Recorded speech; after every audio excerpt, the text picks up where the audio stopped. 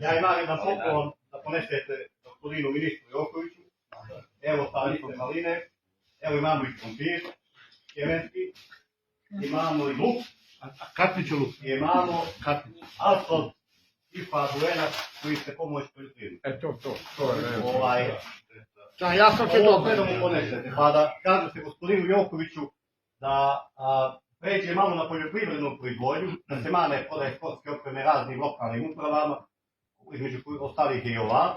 Znači, nek ovo posadi, pa neka nam javi nama na sjeveru, čime mi da se bavimo. Tačno tako. U čemu ćemo mi da uspijemo. Nemojte me shvatiti lično, ovo nema ništa sad. A ovo što mi slušamo, znači, godinama, ovo je samo neko slovo na papiru. Mi nemamo ozbiljnu strategiju plasmana proizvoda. Kažete da ljudi prodaju u hotelima, lancima, marketima, kojim?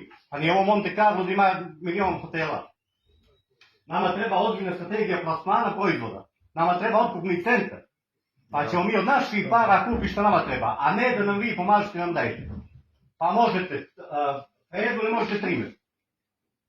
Znači, da je dosta je više. Ja ne znam čemu svaki put pričamo o razvoju poljoprivrede, a migracije se spustile na 3 km od centra. Na 3 km od centra. Evo, ako griješi, vi recite da griješi. Griješiš, nije na 3 km do iz centra.